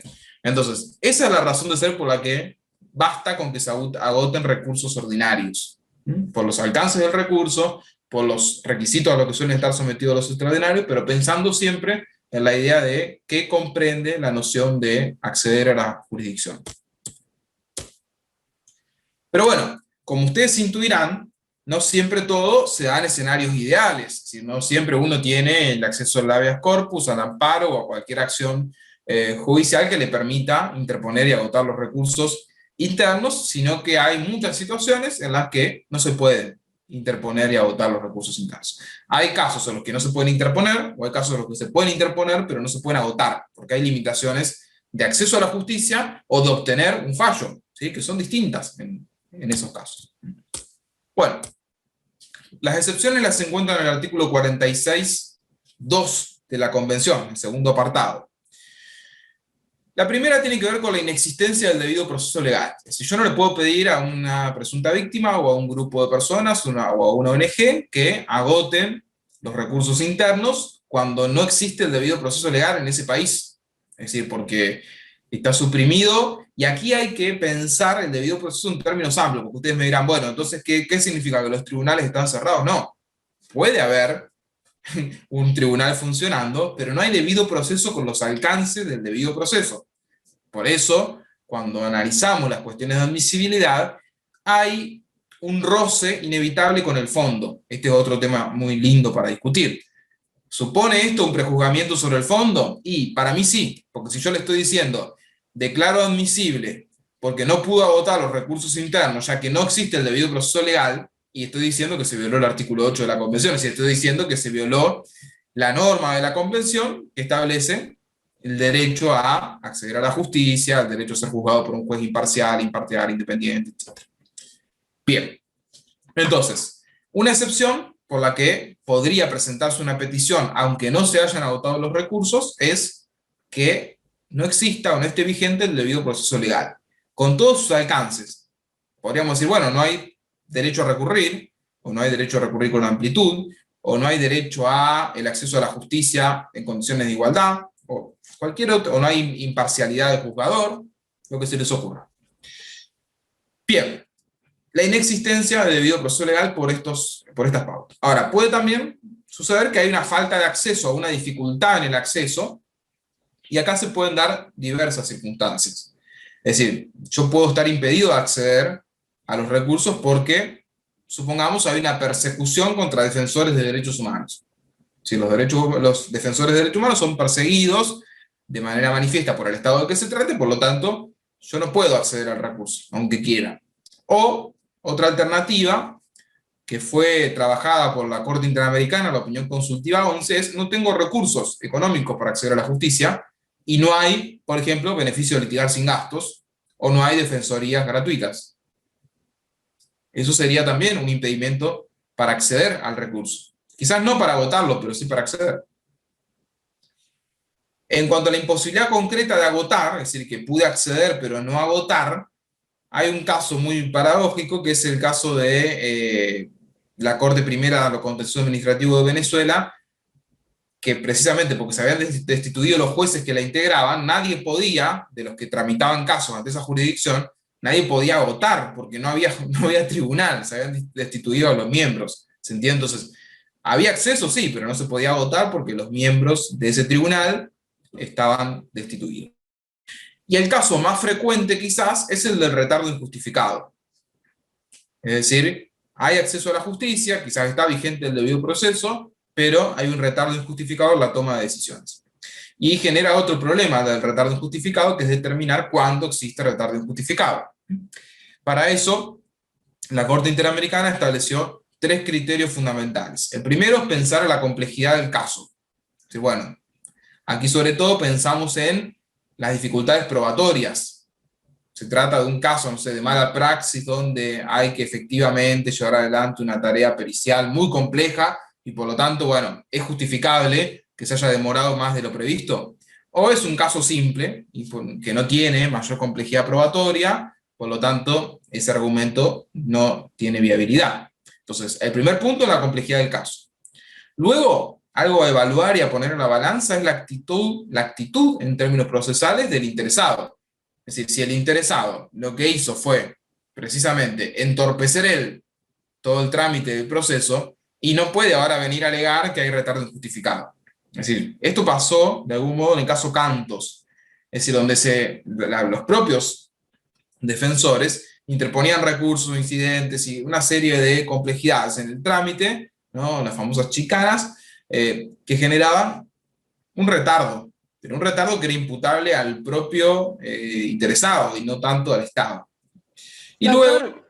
Sí. yo disculpe la interrupción, que lo que decía Francisco hoy, cuando llegaba a la Corte y el motivo, lo acotado de lo que era la petición ahí, yo también decía el tema del tiempo, acá en el punto 4, que usted está diciendo retardo injustificado en la decisión, que yo por ahí lo que interpretaba es que por ahí se podían injustificadamente, o sea, o por ahí tardar más de la cuenta como para que no vayan a la Corte, para la comisión o para que no sigan a la instancia superior, para no peticionar, digamos, de alguna manera, retardar, que también es una forma también de lesionar los derechos humanos. Sí, a eso me refería hoy, que el fundamento de que no sigan, digamos, de que no sea un requisito, digamos, o sea, que sea el requisito el agotamiento del debido proceso y todo el proceso ordinario, no el extraordinario, digamos. Bueno, por esa misma razón existe esta excepción, digamos, esta excepción a la regla. Si yo pruebo que el Estado está demorando más de lo que debe en la respuesta, bueno, entonces no tengo que agotar los recursos internos. ¿Está? Esa es la finalidad de esta excepción. Por lo tanto, hay que evaluar la complejidad del caso. Si yo como presunta víctima alego esta excepción, tendré que probar que yo fui diligente, ¿se entiende? Y que el Estado fue el que cometió un retardo, ¿sí? El que demoró más de lo previsto. ¿Cómo se prueba esto? Bueno, yo puedo acreditar que en términos generales una acción de amparo se resuelve en este plazo. O sea, podré enviar a la Corte antecedentes de casos similares en los que el juez, ¿no?, que me tocó resolvió en un periodo determinado, y en el mío demoró mucho más. Entonces esa es una forma de acreditar, ¿sí? Entender un caso análogo, por qué hubo más demora en mi caso que en el otro. De ese modo estaría probando que yo fui diligente y que el tribunal fue el que se demoró más de lo previsto. Y el Estado, si quiere desarticular mi excepción, tendrá que probar por qué yo precisamente no fui diligente, y tendrá que decirme, bueno, usted tendría que haber actuado así, así, así, así. Estas son las pautas, digamos, las reglas de diligencia, el criterio de razonabilidad. Cómo debiera haber actuado un sujeto litigante razonable, ¿sí? Por decirlo de algún modo. ¿Se entiende? Pero lo tiene que probar el Estado. Eso. Entonces, para recapitular, el principio general, la regla es interponer y agotar los recursos internos. ¿Qué recursos? Los recursos adecuados, recursos efectivos y ordinarios. Las excepciones son el retardo injustificado, tendré que acreditar, bueno, que ese retardo se debe a una conducta imputable al Estado, la imposibilidad de acceder a la justicia y interponer y agotar los recursos, o la inexistencia de un debido proceso legal por razones diversas de las que hemos trabajado. ¿Estamos? Entonces, tengan presente siempre que este requisito de admisibilidad está previsto en favor del Estado. Por lo tanto, si el Estado alega que no se cumplió, es él el que debe probar por qué no se cumplió. Está previsto en favor del Estado. Está previsto en favor del Estado. Incluso el Estado puede renunciar a este requisito. Se puede decir, bueno, yo no lo cuestiono. ¿Estamos? Bien. Había algo en el chat, perdón. Sí, se los mando, no hay problema. Por el Power. Bueno, a ver si esto cambia. Además del agotamiento de los recursos internos, hay otros requisitos, ¿no? Yo me detengo en este porque es el más interesante y el que más problemas genera. Si ustedes leen cualquier fallo de la Corte Interamericana, todas las excepciones tienen falta de agotamiento de los recursos internos. Siempre, siempre. Bueno, entonces además de interponer y agotar los recursos internos, hay otros requisitos, más simples de analizar. Es que la petición se presente dentro de los 6 meses desde que se notificó la sentencia, desde que se notificó la sentencia por la que se agotaron los recursos internos. ¿Está? Entonces, desde que se me notificó a mí la sentencia del tribunal que cerró los recursos internos, tengo 6 meses para presentar la petición. La pregunta es, para ustedes, si yo no pude agotar los recursos internos y fui por una de las excepciones, ¿en qué plazo tengo que presentar? ¿Se entiende la pregunta?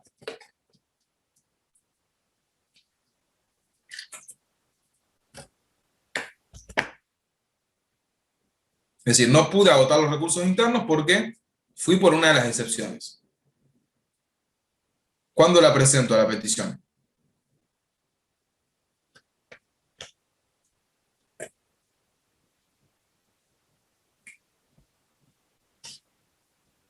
A ver si alguien en el chat puso algo.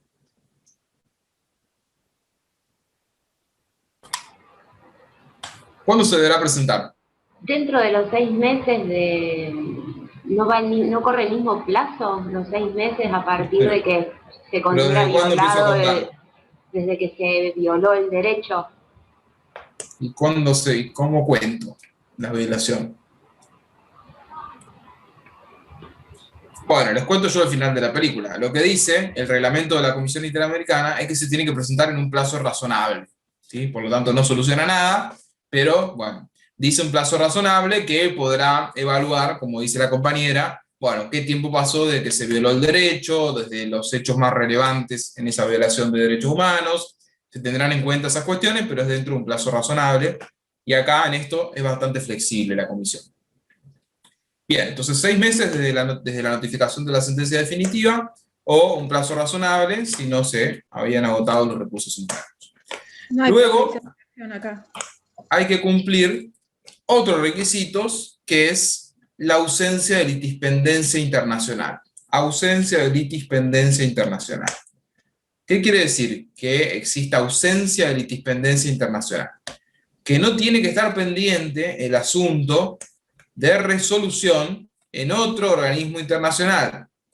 Es decir, no tiene que estar pendiente en otro procedimiento de arreglo internacional. Yo no puedo presentar una petición ante la Comisión Interamericana si ya la presenté antes ante el Comité de Derechos del Niño, por ejemplo, o al Comité de Derechos Humanos de Naciones Unidas, o al Comité de la CEDAW. No lo puedo hacer. ¿Por qué será? ¿Cuál es la finalidad de la ausencia de litispendencia? Tiene que ver, no sé si me escuchan. ¿Se me escucha? Sí. No, tiene que ver con que no es una cuarta instancia o una instancia de revisión la Corte Interamericana o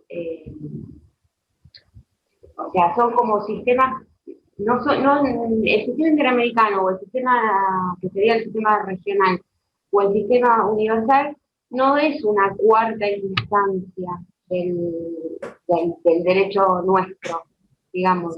Sino Sí, que eso es cierto, no es una cuarta instancia. La función es otra, que es controlar que el Estado cumpla con la convención. Sí, en eso estamos de acuerdo, no es una cuarta instancia, pero la pregunta es, ¿por qué no tiene que estar pendiente de resolución en otro organismo internacional? Porque no puedo llevar la misma causa o la misma denuncia a dos ámbitos distintos. ¿Pero por qué? Y Yo soy porque, profesor de filosofía, pero es para que razonen, ¿por qué no podré? porque si llegan a fallar cosas distintas hay un problema de seguridad jurídica. Ahí está María. María fue alumna mía de filosofía, por eso. Es decir, para evitar pronunciamientos contradictorios. Imagínense que uno de los órganos, no sé, la Comisión Interamericana, considera que se agotaron los recursos internos y el Comité de Derechos del Niño dice que no. Eso genera un problemón a nivel internacional. Puede pasar, sí, pero para evitar pronunciamientos contradictorios, ¿sí? Y además por una cuestión, diríamos, de economía procesal también, no se pueden presentar dos peticiones idénticas en dos organismos distintos. ¿Está? Ahora, el problema es, bueno, hay que ver bien la identidad, y ahí tenemos que pensar en la identidad de la pretensión desde el punto de vista objetivo, desde el punto de vista subjetivo. Fíjense que acá estamos repasando procesal. Es decir, la pretensión en cuanto a su contenido, es decir, lo que yo de alguna manera demando como derecho violado, y las personas que están involucradas, tienen que ser idénticas en esos aspectos. Ahora, vuelvo a hacer la pregunta, ¿qué pasa si yo presento ante el Comité de Derechos del Niño, ¿no?, una petición, me la declara inadmisible? ¿Puedo presentarla ahora ante la Comisión Interamericana? Después de que pasaron, no sé, 2 meses, 3 meses, 1 año, lo que fuera. ¿Podré? Ya tengo el pronunciamiento. El Comité de los Derechos del Niño me la rechazó. Me la declaró inadmisible. Sí, pero de alguna manera lo resolvió. No, porque siguiendo la misma lógica de que no puede haber dos pronunciamientos distintos. Yo creo que sí, porque en realidad la admisibilidad no se expide sobre el fondo. ¿Alguien O sea, más? en general no habría alguna cosa juzgada, me da la sensación. ¿Alguien más? ¿Qué opina el resto? ¿Sí o no? ¿Puedo o no puedo? Bueno, sí, obvio que puedo. Por lo que dice Francisco, es decir, no hay cosa juzgada porque yo declare inadmisible. Además, por una cuestión totalmente razonable. En esos 2 meses puede haber agotado los recursos internos que no estaban agotados antes. Tan simple como eso. ¿Sí? O pude haber subsanado un error de forma que antes me impedía presentarlo. No sé, la determinación de la víctima o cualquier otro requisito. Entonces, sí, se puede, por supuesto. Eso no significa que la Comisión Interamericana vaya a revisar, ¿no?, la decisión del comité. No significa eso. Significa que hay una nueva oportunidad de presentar una petición. Es como si a mí me declaran inadmisible una demanda a los tribunales provinciales, y bueno, vuelvo a hacerlo, si lo puedo hacer. O sea, no es que se cierra la oportunidad una vez y para siempre. ¿Está? Entonces, el sentido de la ausencia de litispendencia es este que discutimos recién: evitar pronunciamientos contradictorios y que tramiten simultáneamente dos peticiones que tienen una misma finalidad o tienen identidad desde el punto de vista objetivo y subjetivo. Y luego hay requisitos formales, ¿sí?, que tienen que ver con, bueno, un poco lo que presenté antes, ¿no?, que se denuncie el nombre, la nacionalidad, la profesión, domicilio, la firma de las personas que representan la petición. Si es una entidad, tendrá que acreditar que está legalmente reconocida en alguno de los Estados miembros, constituir domicilio. Hoy por hoy hay que constituir domicilio electrónico. De hecho, hay un sistema para presentar las peticiones a través de la página web de la Comisión. Es decir, cuestiones meramente formales que son bastante simples. Yo le hice una pregunta hoy, disculpe, pero tal vez no me escuchó. No sé si escribir por el chat o hablar por el micrófono. Dígame. El plazo, sí, donde vos pusiste en el punto 1b que sea presentada dentro del plazo de 6 meses, a partir de la fecha en que el presunto lesionado en sus derechos haya sido notificado de la decisión definitiva. Ese plazo, digamos, si no tiene, o sea, ¿hay algún plazo de prescripción o sea, puede ser, porque vos dijiste el tema del razonamiento, que debe ser utilizado, aplicarse el principio de razonabilidad. No, Esa era mi si duda. son 6 meses, es muy simple. Son 6 meses que se cuentan desde la notificación de la sentencia. O sea, me notifica la sentencia hoy, 6 meses, y acredito que cumplí, acompañando una copia de la sentencia dentro de los 6 meses. Si no se agotaron los recursos internos, tendré que explicar que estoy presentando la petición en un plazo razonable, es decir, cuáles son los motivos por los cuales yo consideré, bueno, ya pasó suficiente tiempo para entender que hay retardo injustificado. ¿Cómo lo explico? Y bueno, mire, si una acción de amparo suele demorar a la Argentina en tramitarse, no sé, un año o lo que fuera, la verdad que cualquier número que diga puede ser equivocado, bueno, puedo acreditar que ya considero que es razonable el tiempo que pasó, ¿sí? Que ya hay retardo injustificado y presento ahora la petición. ¿Se entiende? Entonces, si es 6 meses, muy simple, es matemático, cuento 6 meses desde la notificación de la sentencia. Si fui por alguna de las excepciones, tendré que acreditar por qué mi presentación es dentro de un plazo razonable. ¿Está? Sí, yo me refería solamente y puntualmente a la parte de las excepciones, porque cuando hablaste de plazo razonable, lo otro te lo entendí perfecto. Pero bueno, gracias. Sí, es que la razonabilidad es una noción porosa. Yo no puedo cuantificar la razonabilidad de antemano para todos los casos, ¿sí? Es una noción porosa. Porosa quiere decir que depende de cómo se aplique y cuál sea el caso. Por eso el propio reglamento de la comisión lo plantea así. No podría definir de antemano cuánto es un plazo razonable. Insisto, en el marco de un sistema como el sistema interamericano, se tiende a interpretar de una manera favorable al peticionante. Si mientras usted no presente 50 años después la petición, o 20 años después, o sea, que sea manifiestamente extemporáneo, se interpreta en favor del peticionante. ¿Está? Incluso hay casos en los que hubo agotamiento de recursos internos, se presentó después de los 6 meses, pero no sé, habían pasado 6, 7 días y se admitió igual, por ese mismo criterio que les expliqué. Claro, yo no me refería a que posterior a 30 o 50 años después, sino a un plazo posterior, un tiempo que no sea, digamos, como dijiste recién. Bueno, pero más corto y te vuelvo a lo digan que mismo. No hay posibilidad, ni yo ni la Corte ha dicho nunca qué significa un plazo razonable en términos objetivos, ¿sí? La razonabilidad se juzga en base a esos criterios, como cuando yo les expliqué recién sí, les explicaría los principios, el principio la que me complejidad dijiste del recién. caso. Si yo le digo, bueno, es un caso complejo, yo no puedo decir de antemano, bueno, tienen que darse estos requisitos para que el caso sea complejo. Y me guío siempre por un criterio de razonabilidad, es decir, bueno, ¿qué se entiende en la situación de cosas actual como caso complejo? ¿Qué se entiende actualmente? ¿Y cómo puedo argumentar? La forma de llenar y de responder al principio de razonabilidad es cómo puedo argumentar que ese plazo es razonable o es irrazonable. El derecho es esto, el derecho es argumentación, no, es difícil establecer todas las pautas de antemano. Entonces, el criterio de razonabilidad se define así, es decir, de acuerdo al caso en el que esté trabajando, cuánto tiempo transcurrió, pero no podemos establecer de antemano el número de años. Es así. Gracias. El tema de la razonabilidad es un tema interesante, más aún en tiempos de emergencia, pero la respuesta es esa, se resuelve argumentando. Bueno, entonces, teníamos agotamiento de los recursos internos, los 6 meses o el plazo razonable, la ausencia de independencia internacional y los requisitos formales. Con eso entonces tendríamos cubiertos los requisitos de admisibilidad. Acá les traje un formulario para que ustedes vean en qué consiste la presentación ante la Comisión Interamericana. Fíjense que están los datos que yo les fui indicando, ¿no? Los requisitos formales, las personas afectadas y las presuntas víctimas. el estado contra el cual se presenta, los hechos, las pruebas disponibles.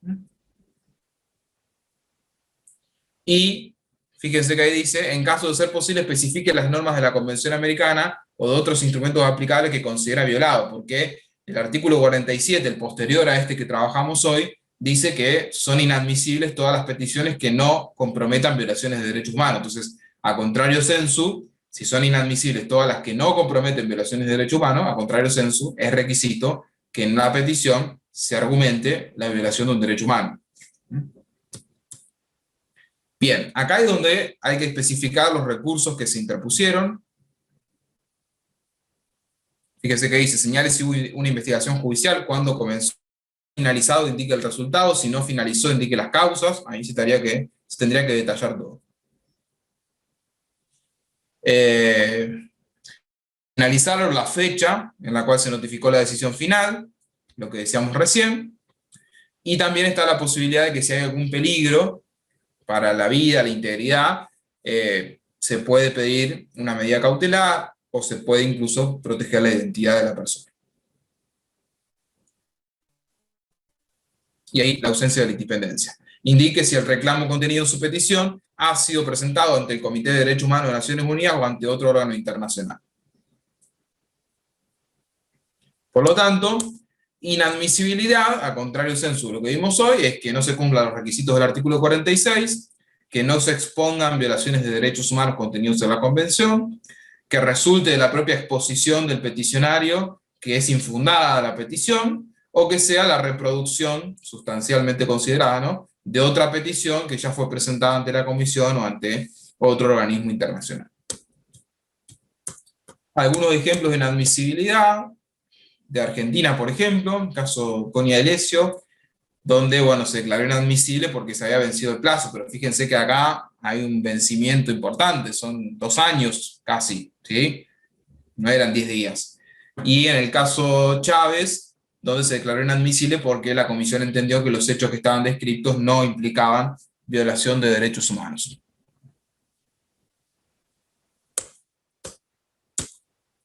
Bueno, con esto los dejo, les prometo. Sintetizo el procedimiento y los dejo. Entonces, tanto para peticiones como para comunicaciones, interviene la Comisión, es la puerta de ingreso al sistema interamericano, se establece su competencia, se realiza el examen de admisibilidad, en el cual se van a verificar el cumplimiento de los artículos, de los requisitos del artículo 46, con toda la complejidad que vimos hoy, que lo vimos muy en detalle. Luego de declarado admisible, o sea, por supuesto, del procedimiento de admisibilidad hay 2 opciones. Informe de admisibilidad, informe de inadmisibilidad. En este caso archivo, en este caso procedimiento. Bueno, continúa el procedimiento y se abre una posibilidad, ¿sí?, cuando empieza a entenderse en el fondo del asunto, una posibilidad de conciliación, que es lo que se llama la posibilidad o la opción de obtener una solución amistosa, ¿sí? Entonces, una vez que se ha admitido, la Comisión Interamericana se pone a disposición de las partes, del Estado y de las presuntas víctimas, para llegar a una solución amistosa. Esa solución amistosa se traduce en un informe de solución amistosa si es que se arriba efectivamente. Y tiene algunos límites, y yo no puedo acordar cualquier cosa. Es como cuando uno va a una mediación en el derecho interno, es decir, no puedo mediar sobre cualquier cosa y con cualquier contenido.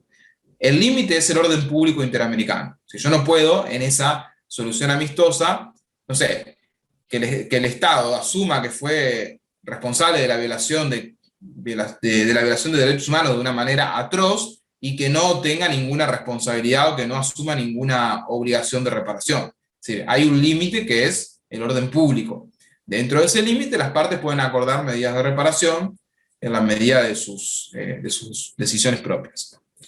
Bien, si no hay solución amistosa, la propia Comisión entra a considerar el asunto. Por supuesto que esto implica un procedimiento donde hay traslados permanentes, es decir, le requiere información al Estado, le requiere información a las presuntas víctimas, es decir, es un procedimiento hacia adentro de la Comisión, pero terminado eso, considera ella el asunto, y de ahí vamos al procedimiento sobre el fondo. En este procedimiento, los peticionarios envían sus observaciones, se trasladan las observaciones al Estado, durante 4 meses también, para que las responda, es como una demanda y contestación. Y lo que les dije recién, ¿sí? Fija un plazo para la solución amistosa.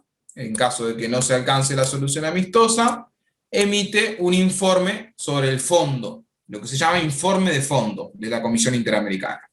Ese informe tiene una estructura, esto lo digo entre comillas, no es una sentencia, pero tiene una estructura similar, porque es una decisión en definitiva. Ahí la comisión expone los hechos, las pruebas aportadas por las partes, la información que ella obtuvo de las audiencias, de las visitas in loco y demás, los alegatos de las partes, y decide, lo somete a votación de sus propios miembros la Comisión Interamericana, casi como si fuera un tribunal.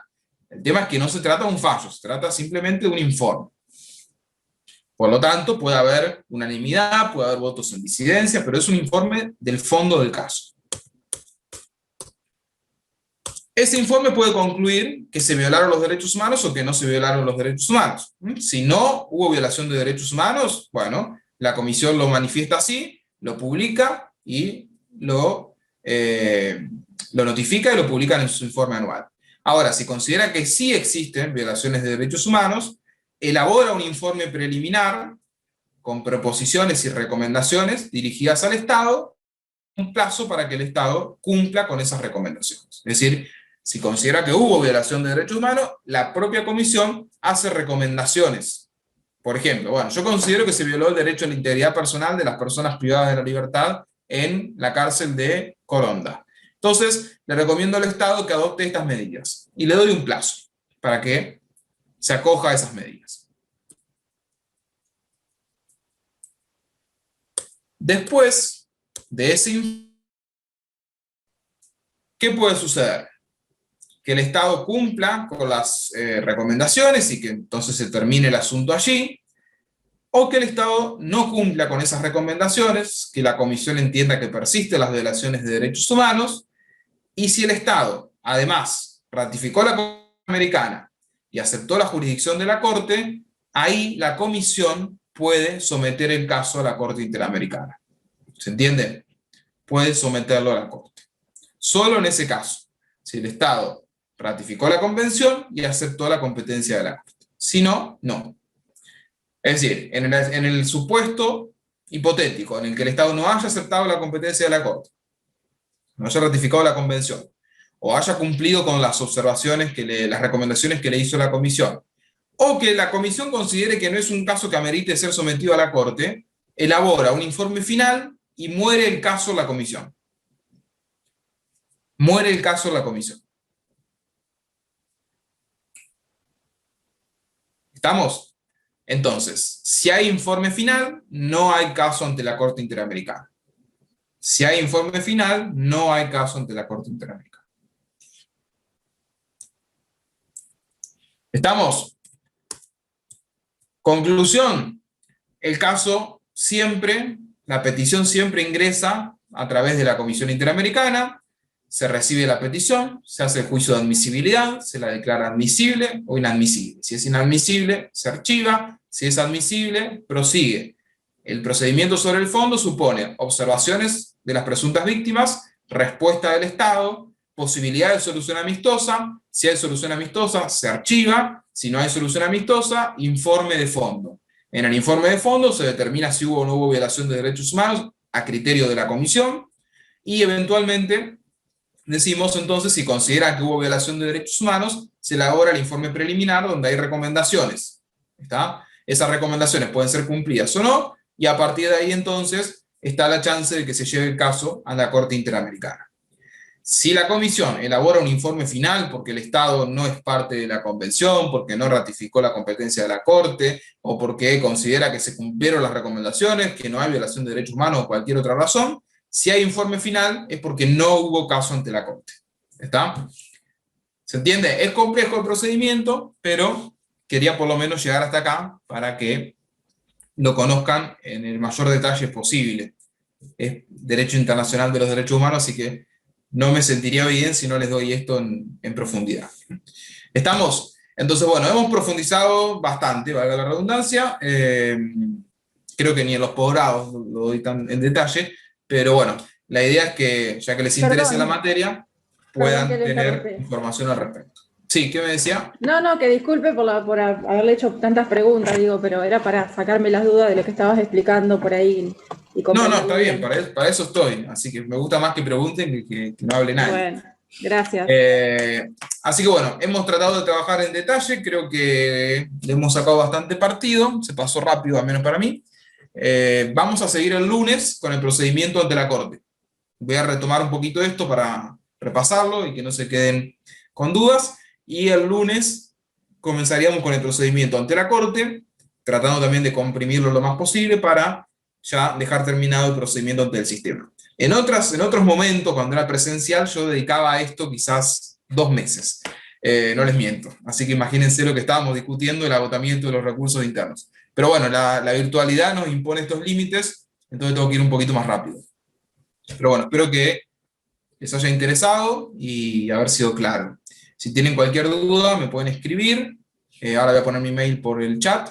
Y si no, bueno, le piden mi contacto a Rocío o a Fede, que son las ayudantes estrellas de la comisión. Y todos, ¿no? Todo el equipo. Y nos vemos el lunes, ¿sí? A las 5:30, si les parece. Arrancamos para ver el procedimiento ante la Corte. Esto lo pueden estudiar de la propia convención, del reglamento de la Comisión Interamericana. Hay un libro muy interesante de Faúndez Ledesma, que es largo, pero que está muy bien. Y si no, el apunte este de Marcelo, que entiendo que debe estar en el Drive o por ahí dando vueltas, se lo piden a las ayudantes, pero un poco está ahí. Creo que con el detalle que hemos trabajado hoy ya van a tener herramientas suficientes para estudiarlo. ¿Sí? Bueno, de mi parte nada más, no sé si hay alguna duda, no tengo problema en quedarme un ratito más. No, gracias y disculpe la demora en ingresar, pero bueno, venía en viaje. Sí, yo que no pude estar con la cámara, me tengo el wifi medio flojo. No pasa nada, no hay problema. ¿El resto, alguna duda, alguna consulta? ¿No? ¿Está todo claro? Doctor, está todo claro. Igual queda grabada por lo que no pude anotar por ahí para escuchar bien. Sí, yo la grabé, creo que se está grabando. No sé. sí, acá dice grabando. Bueno, bárbaro. ¿Queda grabado y lo suben al campus? Queda en el campus, en la solapa de videoconferencia Zoom, ahí están las reuniones agendadas y están las reuniones grabadas, así que las pueden ver ahí. Y después creo que las pasan al canal de YouTube de la facultad, creo. Así que por eso me tengo que cuidar de lo que digo.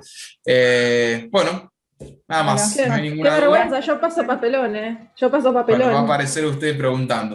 No, que me pongan algo acá. No, por favor. Bueno, si no hay ninguna duda, los dejo y las dejo para que descansen. Ya los agobié demasiado. Nos vemos el lunes. ¿De acuerdo? El lunes a las 5:30. Muchas gracias. Chao. Nos vemos. Gracias. Gracias, profe. Chao. Chao, chao.